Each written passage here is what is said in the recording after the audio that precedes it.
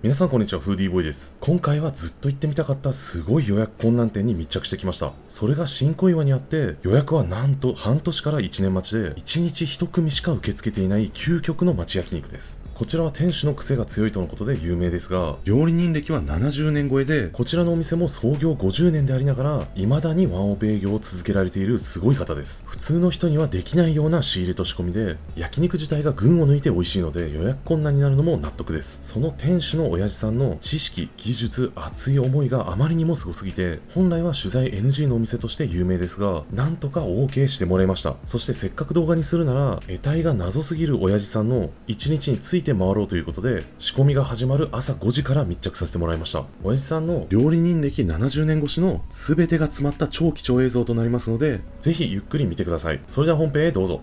あれは言っちゃなんだけど、東京中探しても手に入らない。好きなとこ好きなだけ自分で勝手に切ってきた。そうやって持ってこれる人は東京中で俺だけだけどね。仕入れのタイミングは毎日。お客さんが美味しそうな顔してるのは嬉しいですか？そりゃそうだよ。一番の生きがい。生まれたうちが寿司屋だから子供の頃から寿司握ってたし、はい。小学校1年生の時はもうお客に寿司出してたし、小学生の頃ですか？魚をさばいてた時のその技術がもう普通じゃないんだよ。やっぱファンもすごい多いんじゃないですかね。日本中だから日本だけじゃないんだよね。あ、もう海外からも来られますか？アメリカからも来るし、70年料理人やられてた方自体もういらっしゃらないんじゃないですかね、他に。料理人っていう感覚ではないんだよ。要するに生まれたうちが寿司屋だからもう見よう見まねでこういじくるだけであって、料理人っていうことを考えたことはほとんどないよ。板前っていうだけであってね。で自分がその扱う品物をお客さんに一番いい状態で出すのが料理人だから。前にうちで食べたことある？はい、僕2度ほど。はい。二度ほどで一番何が感動した？一番って難しいんですけど、一番美味しいなって思ったのもやっぱハラミがもうほんとすごい、ちょっと他で食べたことないぐらいの。でしょ。はい。でもびっくりしたのがホルモン系のなんか鮮度の良さなのか、特に小袋とかがこんな美味しいんだってびっくりした記憶はすごくあります。あれは言っちゃなんだけど、東京中探しても手に入らない。そうなんですね。焼肉屋っていうのは内臓部分と精肉部分があるのね。で内臓の部分っていうのは縛られて屠殺されて一頭そのまんま袋に入れて、タンからテールまで全部つながってるやつを一袋に入れて一時問屋に卸される。それでもってそこで全部に切り分けて、要するにミノとかタンとか、いろんな部位肉を一つずつ分けて、もう一回また袋に入れて注文に入ってる何トンかで二次問屋に。で二次問屋から普通の人は肉屋さんだったり焼肉屋に配達される。で自分の場合は直接一次問屋に入ってるから、で一次問屋の冷蔵庫っていうのはでかいんだけど、1等分の内臓丸々こう入ってるわけです。それでもってそれがだいたい10個ぐらい置いてあるわけで、その中に入ってずーっと見てて、この牛いいなと思ったら、その牛の袋をずっと開けて、でザバッと切って、それでタンから好きなとこ、レバーとか好きなとこ好きなだけ自分で勝手に切ってきちゃう。で勝手に切ってきちゃって袋に入れて目方を測ってメモしといて、それで営業が始まると事務員さんに「はいこれだよ」って渡して、その場でお金払って自分の車の発泡スチロールの冷蔵庫っていうかね、それにドーンと入れて、それでスーッと帰ってきちゃう。要はその一次問屋の仕事を一部もうやってるようなもんですよね。そう言っちゃなんだけど、レバーなんてこのテーブル1個分ぐらいあるんだよ。でかいんだよ。血管の大元があってさ、その血管の大元の周りっていうのは美味しくないんだよ。血は臭みなんですね。はい。それでもって自分が持ってくるのはこの部位なんだよ。もう本当端っこだけというか。端っこだけあ、そうなんですか。そうすると臭みがないんですね。そこは毛細血管しかないから、だから血の塊がない。そうやって持ってこれる人は東京中で俺だけだけどね。昔は二次問屋っていうのはなかったから一次問屋にずっと行ってたし、今現在社長やってるのが自分が行った時にまだ幼稚園小学生の子供だったからね。だから従業員の人も俺がやることに関してはもう一切文句言わない。うちの内臓食べて臭みっていう感じはないでしょ。全くなくてびっくりしました。小袋を今まで食べた中でちょっと他の店だとちょっと癖あるなとか臭みがあるなとか、少なくともあんま美味しさは感じたことあんまりなかったんですよ。はい。これがびっくりして、仕入れのタイミングは週に何回かっていう感じですか？毎日。毎日ですか？本当に日本中の焼肉屋が来るんだよ。どうやって作ってんのとかさ、いろいろ質問してくるんだけどさ、いちいちそれを全部見しといたら他の焼肉屋が全部真似するでしょ。そうっすよね。自分の場合はもう他ら辺の焼肉屋と全然違う仕事してるから、基本が自分の場合和食が入ってるでしょ、子供の時から。はい。さあ仕込み。それ何ですか？あ、これハラミなんですか？すごい油ついてるんですね、周りに。これが全部横隔膜。この部分はい。もう削っちゃってあるけど、最初はもう全体に覆われてましたよね、白い膜で。これが全部ゴミになっちゃうんだけどね。煮込めば食べれますか？いや、煮込んでもきついですか？煮込みは何でも食えるけど、はい。こんな場合もう一人身だからさ。そうですよね。持って帰りたいぐらいですね。持って帰ったってさばけないでしょ。はい、無理です。ドサって入れて煮込むしかないです。何でもしなめてしまうんだけど、はい。原型のまんまで持って帰ったって何にもできないよ。そうですよね。仕事の手順を知ってないと。そうですよね。これで900。結構厚切りですよね。すごい。もう一枚一枚ステーキみたいですね。みんなそういうね。歯切れがすっごいいいんですよね。歯切れがいいからこの厚さなんですよね、きっと。わ、綺麗だな。すっごい贅沢。贅沢だけど皆さんはこれを食べに来てるわけでしょ。そうです。他の焼肉屋にはない。うん。やっぱダメね。ってことはもう1キロ超えってことだよね。1キロですか？1キロ超えちゃうの。これになるとすごいだろ。すごいですね。もう大きさが全然違うだろ。全然違いますね、本当に。あ、2倍用の皿ですか？そう。おお。これだって焼き始めて10分20分はい。2、30分したらもうないんだからね。ああ、あっという間ですよ。8人で食べたら。めちゃくちゃ美味しいですもん。うちにはこれよりでっかい皿がないからさ、これがもう一番薄い。ほら、こんなに開いちゃうんだよ。確かに。ただ大満足するよ。お客さんが楽しそうに美味しそうな顔してるのは嬉しいですか？そりゃそうだよ。そうですよね。一番の生きがい。そうですよね。一番最初に出てきた時に、はい。うわーっていう、それで焼き始めたらみんなステーキより柔らかいじゃんとかってこう、そうですね。これ食っちゃったらステーキ屋なんていけないよと。素敵ですね。これが膜だよ、膜。はい。これが横隔膜。膜らしさが、さっきはこの膜を取った状態だったんですね。そうそうそう。もう前の日にちょこっと使ってるからね。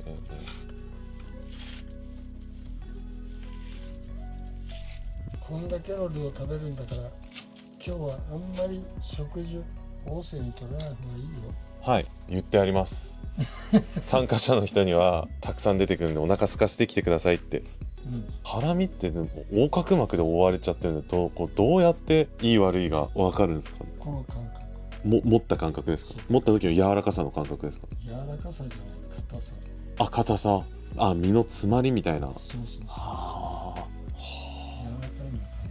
そうですか、逆に。サシも入ってないし。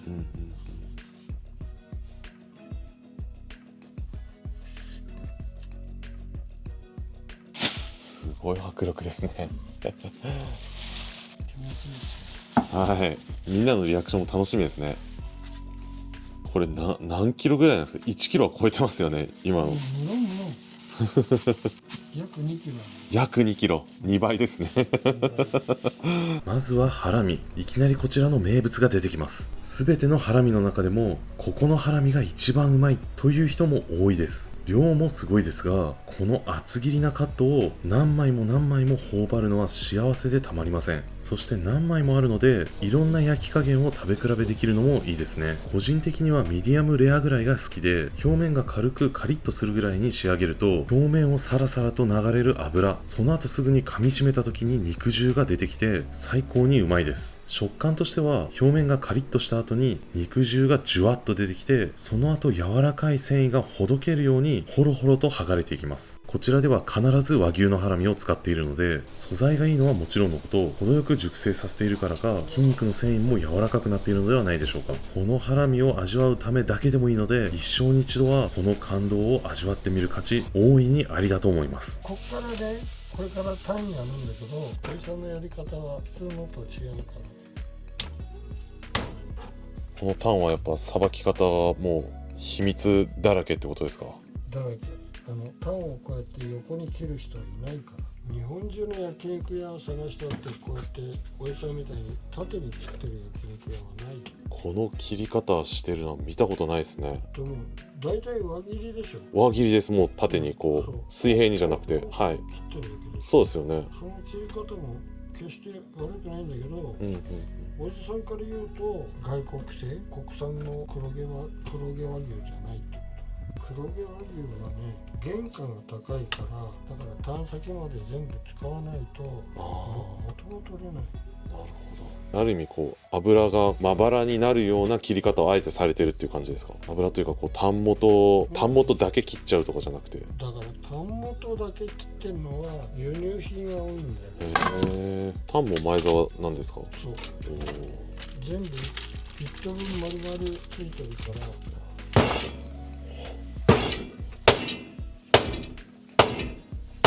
今のは柔らかくしてるんですか？叩いて。そう。それでタンにね凸凹があるの。それを平らにしてる。タンをその皮から剥くっていう行為自体が今のその焼肉屋さんはやってないよ。剥いてあるタンを買ってそれを輪切りにしてるだけで、あんなもんうまくはない。皮ついてる状態で仕入れるのが大事ですか？そりゃそうでしょ。その分劣化しちゃいそうですもんね。皮取ってある状態で仕入れたら。そうこの部分はタンシチューにしたら最高に美味しいと。へえ。昔はそういう料理もやられてたんですか？そう。だって家族いたからね。今はもうそこまでやってらんないですよね。一人だからさ。一日一組決めちゃってから料理もある程度決まった料理しか出せない。その代わりどうだっていう品物しか出てこないから。もうこの朝の段階で盛り付けまでやっちゃうんですね。ただ隠し包丁をこう入れりゃいいってわけじゃないんですよね。きっと向きも考えられてるんですよね、大橋さん。そうそこがもう企業秘密ですね。そうだから映してるしかない。隠し包丁入れてあることは盛り付けてある段階でまあ見りゃわかるじゃないですか。なんで映しちゃダメなんだろうなっていうのが見ていて分かりました。向きなんですね。向きもあるし深さもあるし。今日タンは何グラムぐらいですか？今日これで850ぐらいじゃない。1本分より多いですか？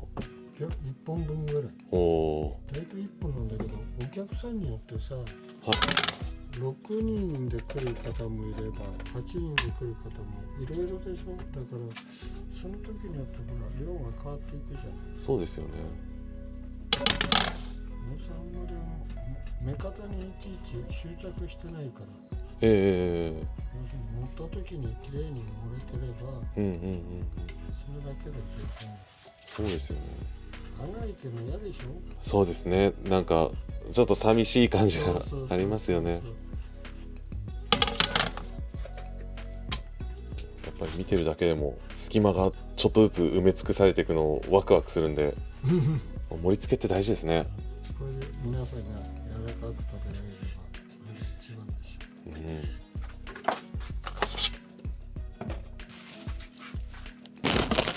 きた。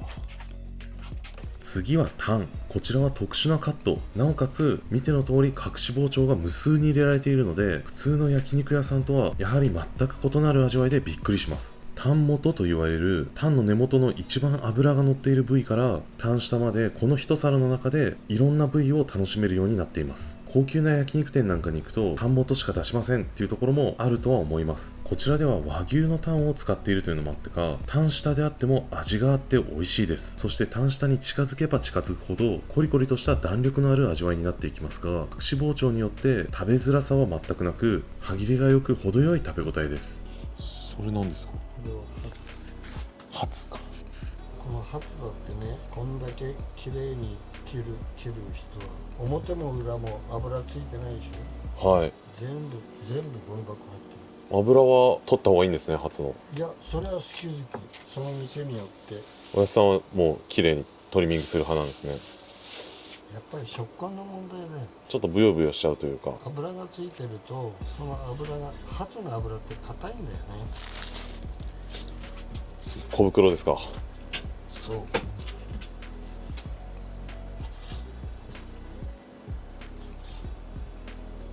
すごい綺麗に筋が取れてきますね。小袋が焼いていくと丸くなっていくの分かるでしはい。ょ。あれがここにあるの。膜というか、そうなんですね。膜がついてると丸くこうくるって曲がっちゃうというか、縮み上がっちゃうというか。そうそうそう。切れ目入れるのはやっぱり食感ですか？食べてて分かるでしょ。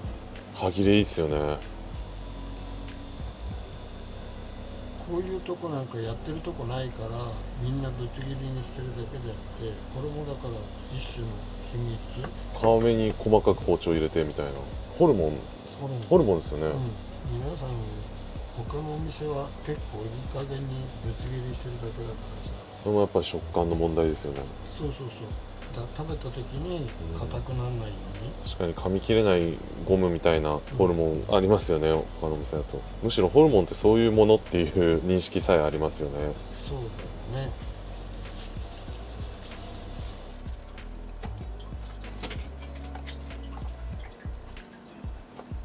これ切ってる間に血管がないでしょ。ないですね、本当に穴みたいな、血管の穴みたいなのがそうそうそう全くないですね。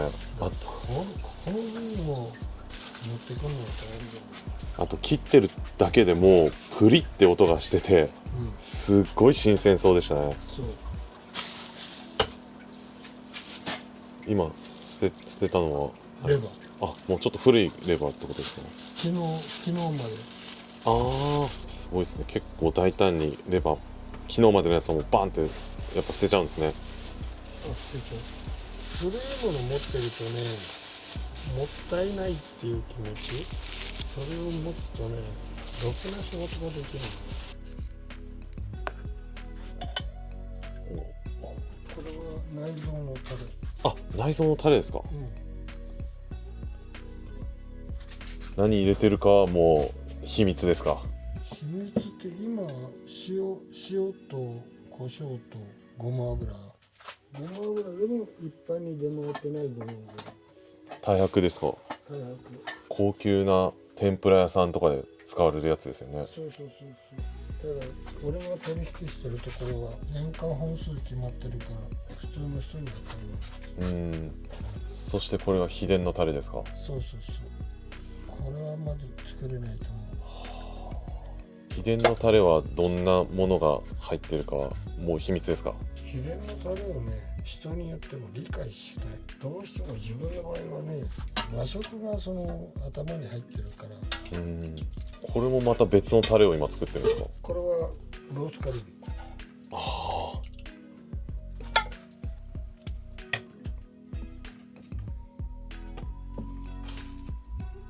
でね、ちょっとこっちへ向いて。お、はい、いいんですか？これがね、返しっていうタレなんだよね。お蕎麦屋さんによくあるでしょ、返しって。返し、はい、ありますね。これ入ってるのは、はい。おお、昆布。昆布と、梅干しの種。梅干しの種。へ種え。だから想像つかないんです。想像全くつかないですね。梅干しの種。それはあれは梅干しを果肉ついてる状態でずっとつけてたからああなったってことですか。そうそうそう。うん。焼肉で昆布使ってるとこなんて日本でうちぐらいしかない。もう全く聞かないですね。なんか煎り酒とかって日本和食屋さんだと使ったりするじゃないですか。それにちょっとこう考え方似てるんですかね。どうしても和食の要素うんで、これに今開始したやつの中に果物も3種類ぐらい入ってリンゴとか。る。そういろいろな果物を。次もこちらの名物ホルモンの盛り合わせです。約5種類入っていて、これらのホルモンはなんと毎日仕入れている超新鮮なものだそうです。正直毎日仕入れができるということ自体驚きですが、他の人には真似できない特別な仕入れのルートがあるからこそできている仕入れです。そして新鮮なのもあってか臭みは全くなく、いつもプリプリと弾けるような食感です。そして例えばレバーなんかは火をしっかり入れて食べても甘くて美味しいです。和牛のレバーというだけではなく、その中でさらに部位を指定して仕入れてきているので、びっくりするぐらいピュアな味わいです。そしてハツは跳ね返すようなプリップリの食感にびっくりすると思います。そしてこれも旨味が強いです。ミノは心地いいぐらいシャキシャキと鮮度抜群の歯ごたえです。そしてタレに油分があり、淡白なミノでも味わい深くなっています。かといって脂の乗ったホルモンはくどすぎることはなく、サラサラと溶けていくような脂身を楽しめます。これはやはり和牛ならではでしょう。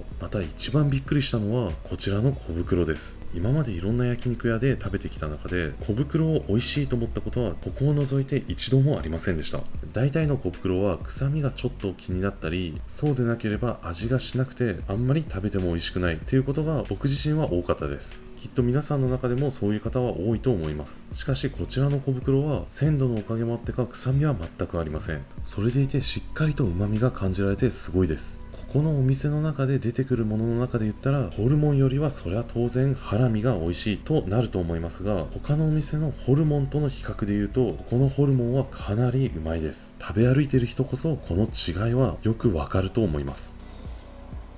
きた。ここから精肉ですか。そう刺し綺麗ですね。この包丁だってね、はい。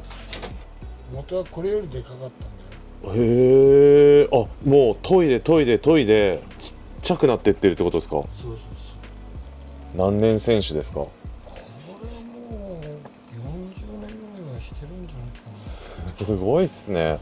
この店自体はいつからでしたっけ。この店自体はもう56年。おお、すごい包丁が出てこれが一番最初の大きさ。これからこんだけ減ってったと。すごいっすね。研いで包丁どれぐらいの頻度で研ぐんですか。1週間に1回ぐらいじゃない。おお、これを40年続けたらこうなるんですね。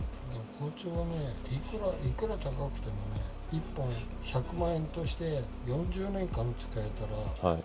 安いもんだよ。そうですよね。しっかり研ぎ続けて手入れすれば40年も使えるってことですね。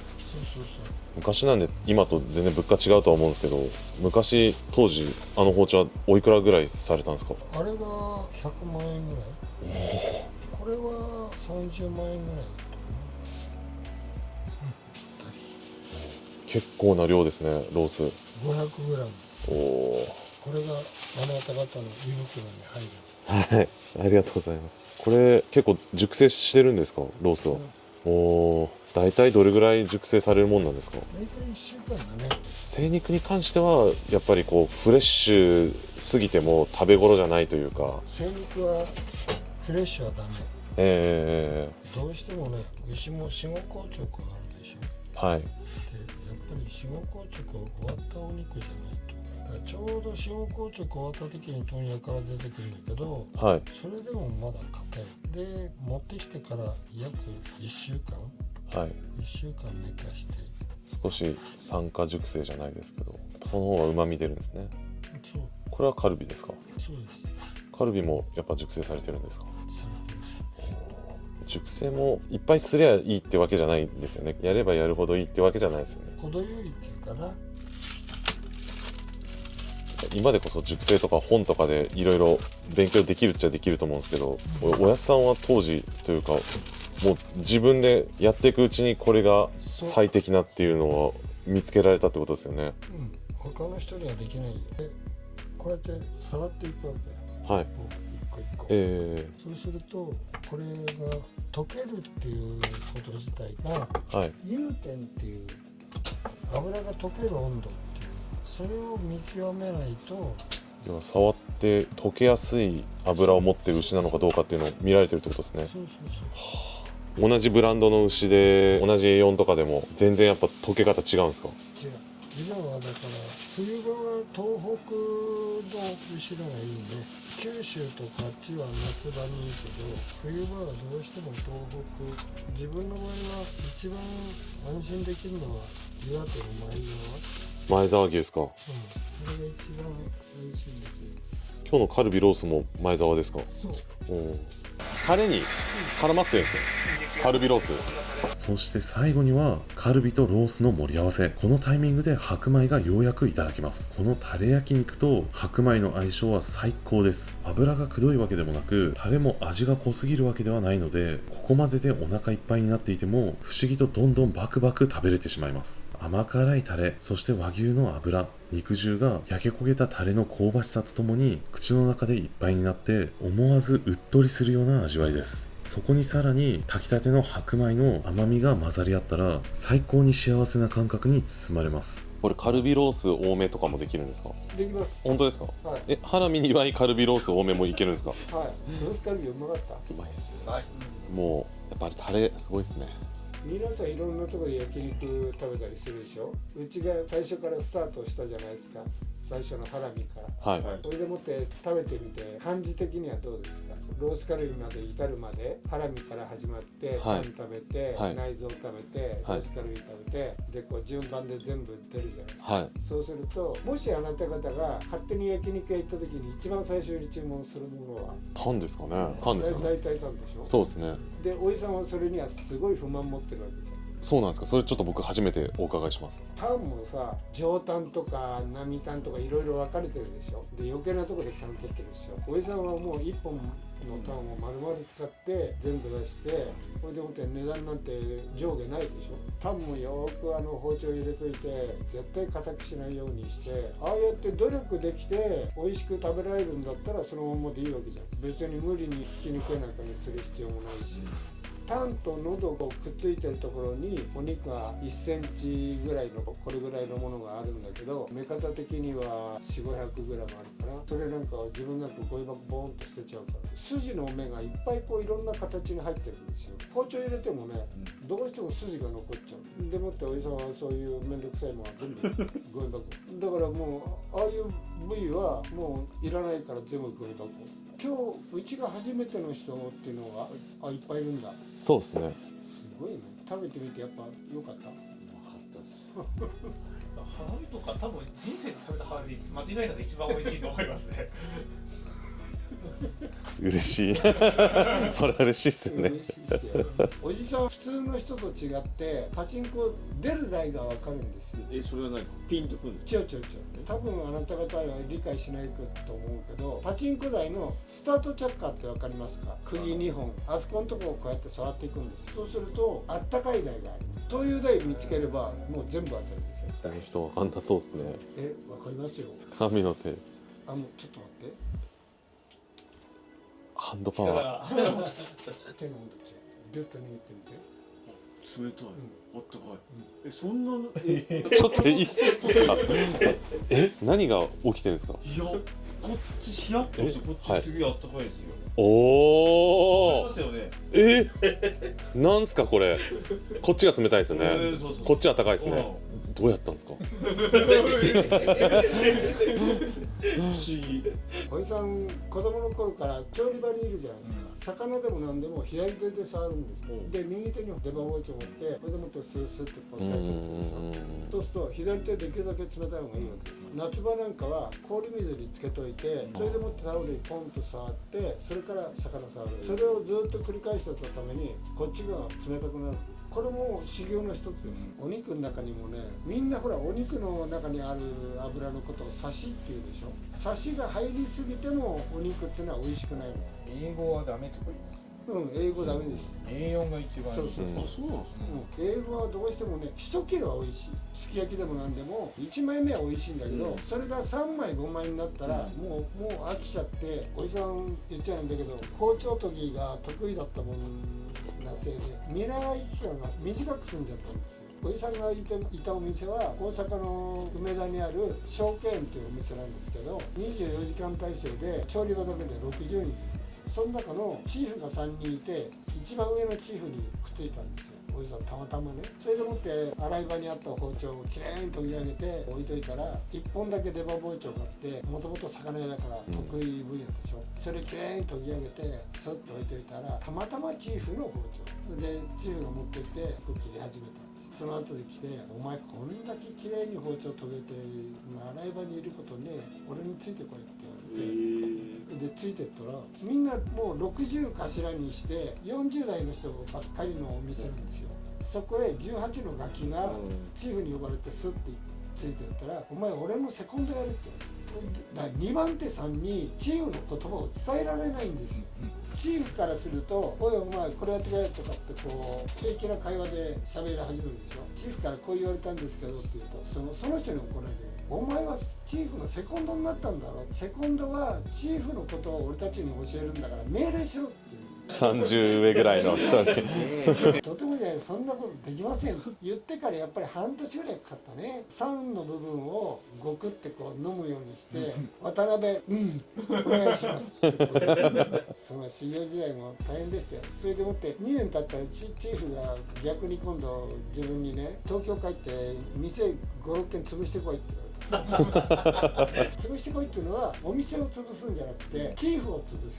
どこの店行ってもそのチーフに勝負かけちゃって、そのチーフをクビにしろって言った。道場破りじゃないですか。一番最初にやったのが有楽町の交通会館ビル、そこ行って入れますか、皿洗いやりますって言って入って、チーフのやる作業を見てたら、なんだこいつっていう感じだったんで、経営者の人に土曜日の日でいいから同じ肉を2つ取ってくださいで勝負かけますから。そうすると同じ肉を2つきますよね。最初にチーフに普段通り掃除させると筋が7キロ出るんですよ。30キロで自分がその次筋きれいにこう取って同じですよ。ダメ同じ形で自分がやったやつは3キロしか半分だから筋に肉1個もついてないです。赤い部分が一つもない。白だけで全部それでもって経営者に要するに4キロ違って買ったら4キロ分でおじさんを雇った方が得でしょ。売り上げにもなるし、4キロって言ったら40人前です。で40人前違うんだからこのチーフいらないでしょ。入って2週間ぐらいでクビにしました。包丁技だけはもうなんていうのかな、人にはまあ負けないと思う。もともとの寿司屋の経験があるから小魚いっぱいさばいてきてるじゃないですか。小肌とかアジとかさばいて、そういうことをずっとやってきてるから何やっても苦じゃないですよ。今日だって彼は4時4時入りですね。ね、はい、時代劇一緒に見させていただきました。何みたいな。暴れん坊将軍。毎日の楽しみなんですよね。そう、これ全部片し終わって 9時にはもうねそうですよね。見るために。そうすると6時間ぐらい寝ればちょうどいい。暴れん坊将軍。俺もそう。僕も昨日9時に寝て備えました今日に。9時って聞いてたんで多分そんぐらい寝ないとダメなんだなと。もうそろそろあれですか、もう寝る時間ですか。これで片付けると大体9時。そうですよね。明日も早いと思うんで、はい、本当ごちそうさまでした。最高でした。またお願いします。はい。次は夏の牛ですね。多分。そうです。はい。そしてこのようなお店をはじめとして特別な食体験を一緒にする仲間が欲しくて会員制のグルメコミュニティを立ち上げました。入ってくれた方は絶対に損させないので興味ある人はぜひ概要欄を見てください。またこの動画を見て美味しそうだな、行ってみたいなと思った人は高評価をお願いします。もっとこういう動画を見たいとかこのチャンネルを応援したいと思ってくれた方はチャンネル登録もお願いします。それではまた。